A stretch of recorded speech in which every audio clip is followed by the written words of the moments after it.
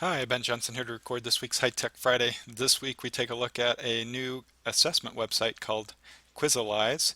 It's a lot of fun. It's a little bit like Kahoot, but it has a slightly different twist. I'll just go ahead and point out what it does. As students log into your assessment, it'll randomly put students on the green and an orange team, and so they'll be competing against each other randomly. However, they'll be able to see their individual performance within their team, so I think it's going to be really engaging and a lot of fun for students to play. It does have this really nice dashboard, so immediately you'll know which students are performing stronger, which students are almost there, which students are weaker. And then one thing that's unique to this tool is that it will show you by standard or topic how students did on those individual items. So as a teacher, you can decide where to focus your energy on which standard students need some more remediation.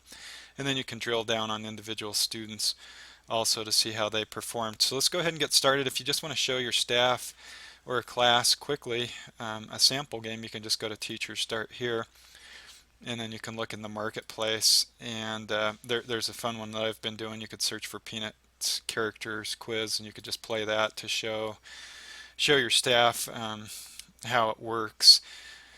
Now, when you're ready to go ahead and actually build your first game, you'll need to go ahead and create a login. And so I've already done that here, but if you just go back to the Quizalize home screen, you can go ahead and click on Teacher Start here. Now you could have students make their own Quizalize games also. In that case, you would have them click on the teachers, and maybe you would tell students, hey, I'm going to pick the best one and use that this week for our review. So I'm just going to go ahead and click Teacher Start here. I've already made my account and I'm signed in.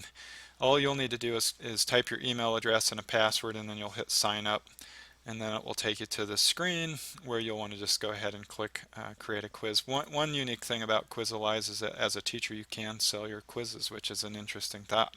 Alright, so I'm going to go ahead and enter a name for this, and I'm just going to call this one States in Capitals.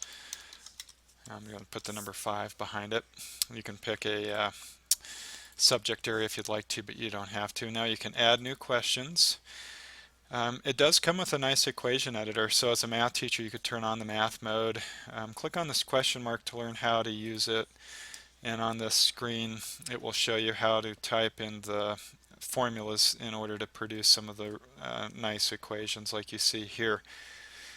If you don't like the equation editor, simply turn that off and use images, and then you can just take snippets of your screen of whatever your favorite equation editor is, and then just upload those pictures. So some different options here.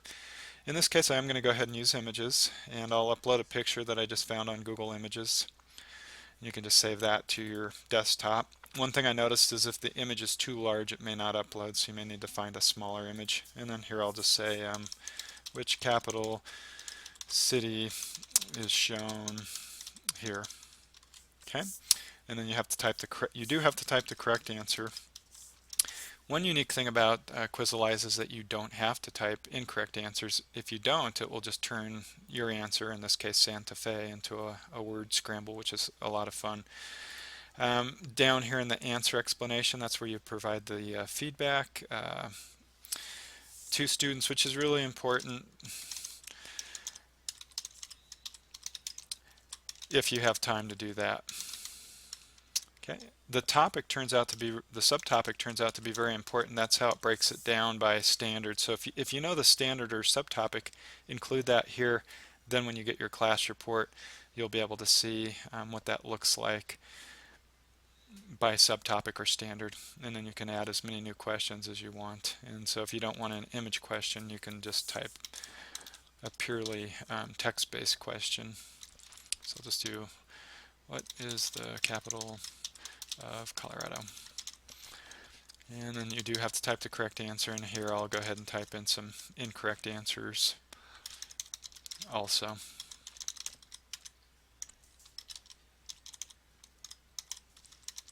Again, feedback would go here, subtopic would go here, which turns out to be very important. You can change the duration. One complaint I had from math teachers is that 120 seconds might not be long enough to work a problem, so hopefully they'll increase that time limit. Once you're finished, you're just going to go ahead and hit save. And then when you're ready to play it in class, you're just going to go ahead and click on this play in class button. What you want to do is make a class for each period. So I'm going to say use with another class, and I'll pretend like this is period 5. So I'll just type in period 5. And the nice thing about doing this is it groups all your results for that period in a single place, so that when you go to transfer scores to the grade book or look at the dashboard, you can see all of the students in that particular period quickly and easily. Then I'll continue.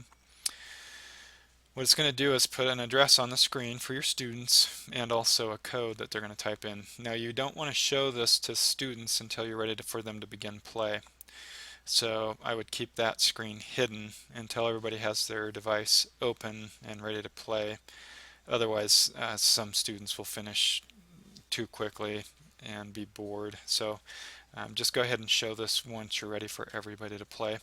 I'll just show you what that would look like. So you can just open a new tab, and I'll just grab this code. So I'm going to open a new tab, and I'll go to that address, quiz.al, and then I'll just go ahead and type in my fake student 1, and then I'll paste that address and or the code, and I'll sign in. Now if you want to side by side, you can just drag that tab out, bump it against this side of the screen, and then bump this against this side of the screen. And then as a student, you can just go ahead and pick, if your teacher's done more than one quiz, you can pick whichever quiz you want to play and then go ahead and play that and then start. Now over here on the teacher end, it should go ahead and show your class. I have noticed, and I don't know if it's our district's network or not, but sometimes you do have to refresh the teacher screen. So the scramble looks like this, which I think is kind of a neat option that I haven't seen in any of the other quizzing games quite like this. And again, if you need to as a teacher, if things aren't moving on their own, just hit that refresh button, and then as a student I'll hit next here, and then I'll go ahead and go through this quiz. The student gets a really nice report here as to how they did, and the teacher then can see how their class did just by clicking this arrow. Of course, with only one student, the results are not going to be that spectacular, but it really is a nice dashboard for reporting results back, and you'll be able to see quickly here how the students did overall and by standard, which is a really nice feature of Quizalize. Again, with just this one student, it's not terribly helpful, but when you do this with a real class, you'll get to see the benefit of using that. Just want to point out a few things. To get back to a quiz that you've already written, you'll just click on your profile. It will show you all of your quizzes, and then you can just go ahead and edit whichever quiz you want, or you can hit play in class. To get to the reporting part, you'll just go to your classes, and it's going to show you all of your classes, and then you can just simply go into a class, open a game or the scoring dashboard, and you can see then how students did, and you can see this particular class, how my students did, and so I can see which students are going to need some remediation, which students did okay, and then which students really did well, and I can drill down on a particular student and get some really nice charts from that. So an awesome tool that's new to me, and again, it's called Quizalize. Thanks for watching this week's High Tech Friday. Hope you enjoyed.